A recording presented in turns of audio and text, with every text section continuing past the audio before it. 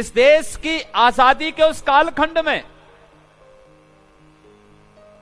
वीर सावरकर का नाम कौन विस्मृत कर सकता है। वीर सावरकर पिछली सदी का एक ऐसा महानायक, एक ऐसा क्रांतिकारी, एक ऐसा कवि, एक ऐसा दार्शनिक, दुनिया के अंदर कोई पैदा नहीं हुआ उनके समान। एक ही जन्म में दो दो आजन्म कारावास की सजा देश की आजादी के लिए जिसने सहन किया हो, कभी काला पानी के सेलुलर जेल में जाकर के देखिए वीर सावरकर की उस कोठरी को, जहां पर रह करके वीर सावरकर ने 10 वर्षों तक जेल में बंद हैं। उनका भाई भी उस जेल में बंद है, लेकिन उनको नहीं मालूम था कि मेरा भाई भी देश की स्वाधीनता के लिए इसी जेल में बंद है। ऐसा महान क्रांतिकारी जिनका पूरा जीवन भारत की स्वाधीनता के लिए, भारत की स्वाधीनता के लिए जिन्होंने अपना पूरा जीवन समर्पित कर दिया था। ये महाराष्ट्र की धरती भी उनकी भी जन्मभूमि है, हम सब के लिए इसलिए वंदनीय भूमि है। ये ऋषियों, मुनियों, समर्थ गुरुओं और उन संतों की भूमि है जिन्होंने देश को एक नई दिशा दी। तो भारत के अंदर सांस्कृतिक राष्ट्रवाद का पाठ पढ़ाने वाली राष्ट्रीय स्वयंसेवक संघ की स्थापना की भूमि और विश्व हिंदू परिषद की स्थापना की भूमि भी आपकी महाराष्ट्र की भूमि है। यानी महाराष्ट्र ने अनेक प्रकार से अनेक आंदोलनों की शुरुआत की, एक नेतृत्व दिया देश को, और आज भी वह परंपरा अनवरत रूप से आगे चल रही है। देश के अंदर सामाजिक अस्पृश्यता के लिए कोई बोलबाला ना हो।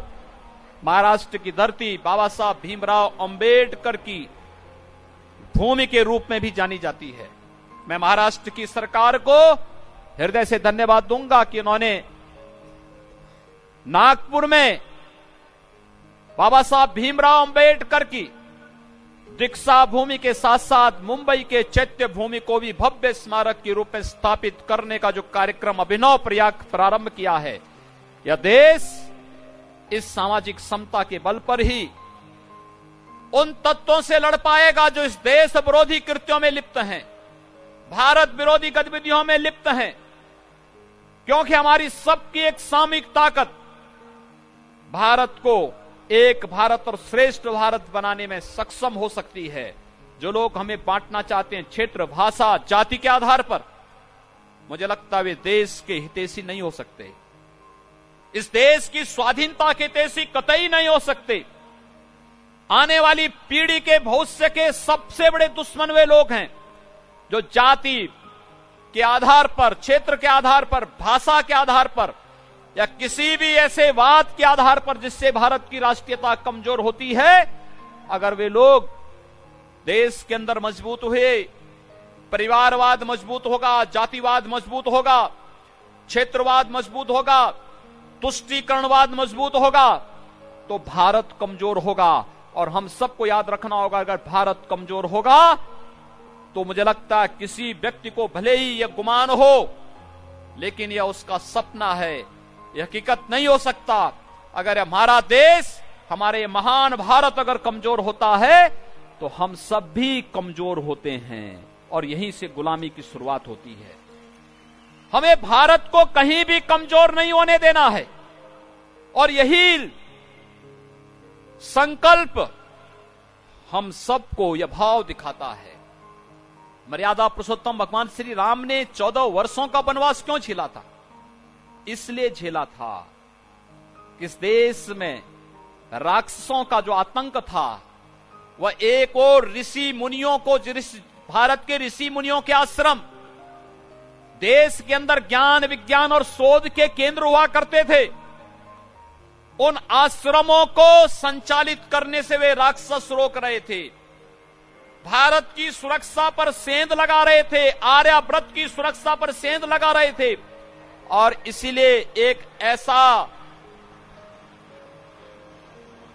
प्रभु ने एक ऐसी लीला रची कि 14 वर्षों के वनवास के कालखंड में कम से कम इन राक्षसों को निपटा सकूं और देश के अंदर धर्म की स्थापना कर सकूं, और मर्यादा पुरुषोत्तम भगवान श्री राम ने बखूबी यह कार्य किया था।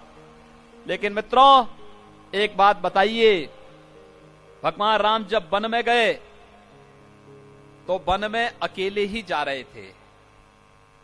लक्ष्मण जी चूंकि छोटे भाई थे और दोनों में घनिष्ठता थी, तो लक्ष्मण जी ने कहा कि मैं भी साथ में चलूंगा। उन्होंने जिद कर दी। माता सीता ने भी कहा कि नहीं, मेरे लिए तो आप ही सब कुछ हैं, मैं भी साथ चलूंगी। लेकिन राक्षसों का वध करते समय भगवान राम कहीं भी अयोध्या या जनकपुर से मदद नहीं मांगते हैं। उस कालखंड के सबसे बड़े ताकतवर राक्षस से उनका युद्ध होता है, रावण से उनका युद्ध होता है, लेकिन सेना अयोध्या या जनकपुर से नहीं जाती है।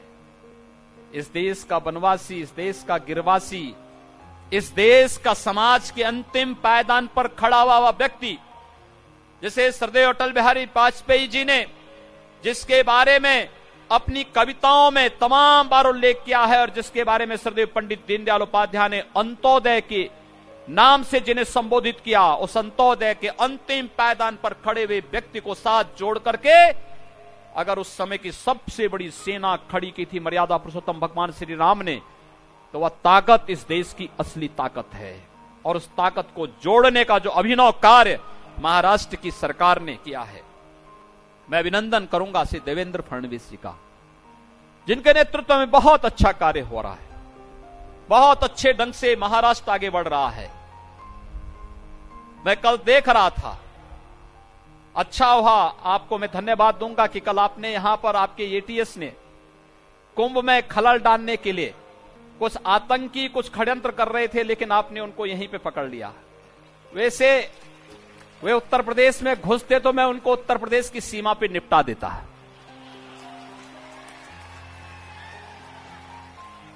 क्योंकि इसके लिए हम लोगों को कोई संकोच नहीं है।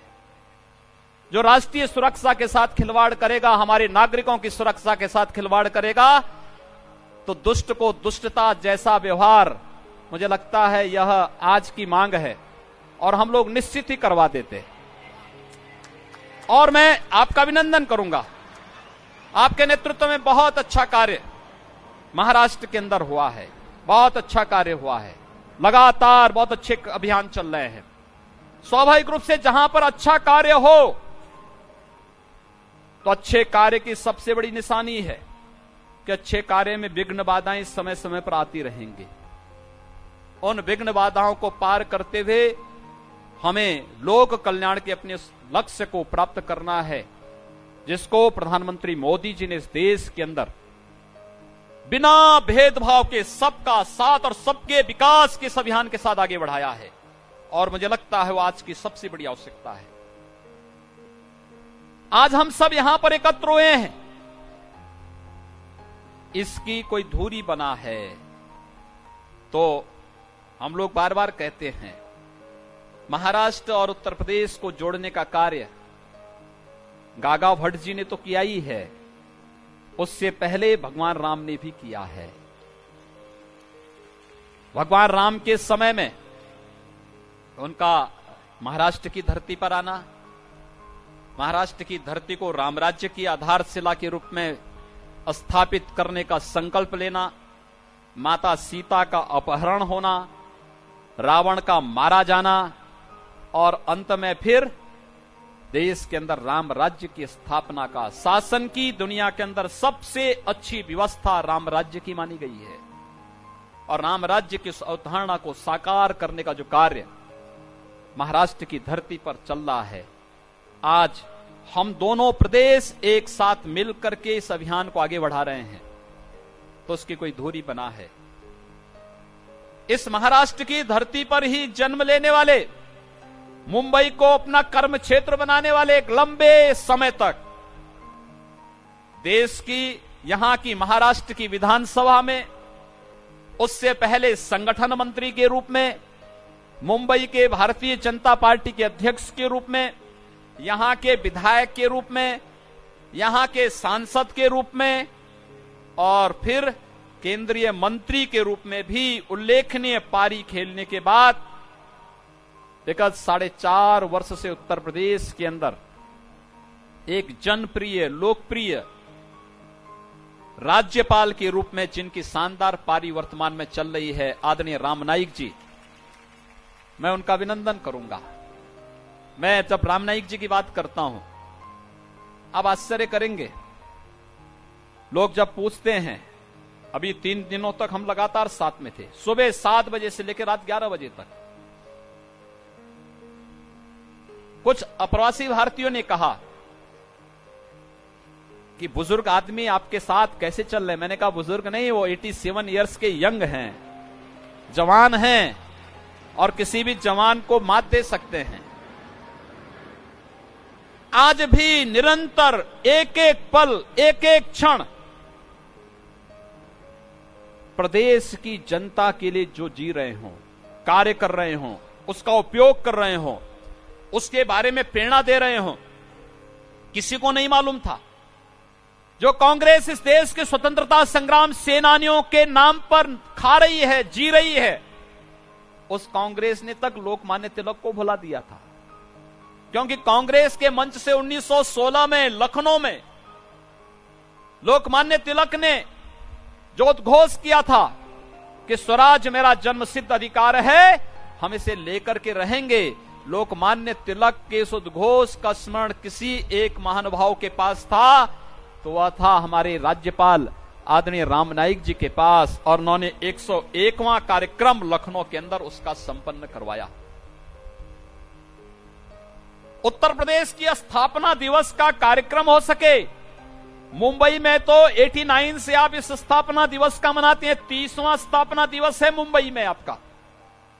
मैं अमरजीत मिश्रा जी को धन्यवाद दूंगा और उत्तर भारतीय समुदाय महाराष्ट्र के अंदर मिलकर के इस पूरे कार्यक्रम को पूरी भव्यता और दिव्यता के साथ मनाता। मैं उन सभी महानुभावों का हृदय से स्वागत करता हूं। कुछ लोग यहां पर होंगे, कुछ नहीं होंगे, लेकिन मैं उन सबका हृदय से अभिनंदन करता हूं जिन्होंने उत्तर प्रदेश स्थापना दिवस के इस कार्यक्रम के बारे में सोचा, यहां पर मनाना प्रारंभ किया।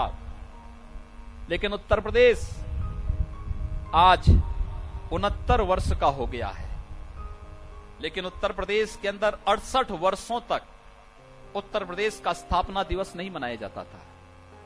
विगत वर्ष जब मैं मुख्यमंत्री पद की शपथ लिया तो राज्यपाल महोदय ने मुझे कहा कि उत्तर प्रदेश का स्थापना दिवस नहीं मनाया जाता है, हम अपना जन्मदिन मनाते हैं, अपने परिवार के सदस्यों का जन्मदिन मनाते हैं।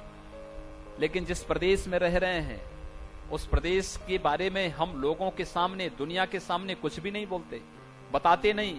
इस तरह की खबरें देखने के लिए आप हमारे चैनल को लाइक करके सब्सक्राइब कीजिए और नोटिफिकेशन बेल ऑन कीजिए। धन्यवाद।